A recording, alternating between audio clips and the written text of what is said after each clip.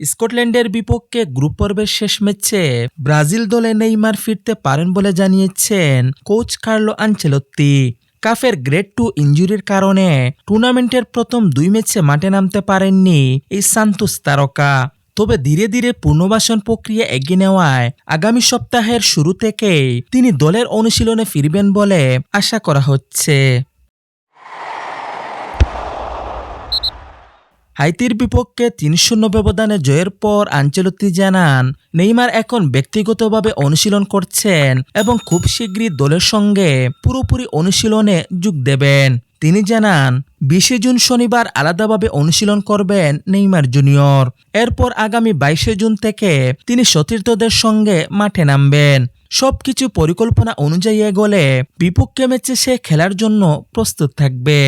টুর্নামেন্টে এর আগে মরক্কোর বিপক্ষে প্রথম ম্যাচে দলীয় স্কোয়াডে থাকলেও মাঠে নামেননি নেইমার জুনিয়র। পরবর্তীতে জানা যায়, কাফ ইনজুরির পুনর্বাসনের অংশ হিসেবে তিনি যুক্তরাষ্ট্রের নিউ জার্সিতেই থেকে যান এবং চিকিৎসা ও ফিটনেস পুনরুদ্ধারে মনোযোগ দেন। শুরুতে ধারণা করা হয়েছিল এই ইনজুরির কারণে তাকে 2 থেকে 3 সপ্তাহ মাঠের বাইরে থাকতে হতে পারে। অপরদিকে নেইমারের সম্ভাব্য প্রত্যাবর্তন এমন এক সময় আসছে যখন ব্রাজিলের আক্রমণভাগে কিছুটা দুশ্চিন্তাও তৈরি হয়েছে। হাইতির বিপক্ষে ম্যাচে প্রথমার্ধেই হামস্ট্রিংয়ে চোট পান দলের আরেক গুরুত্বপূর্ণ তারকা রাফিনহা।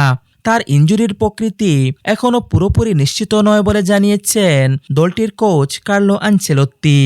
অতিরিক্ত কিছু পরীক্ষার পরই তার অবস্থার বিস্তারিত জানা যাবে।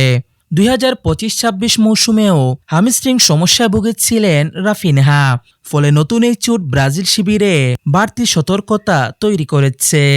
সব মিলিয়ে গ্রুপ সিতে ধীরে ধীরে ছন্দ ফিরে পাচ্ছে ব্রাজিল।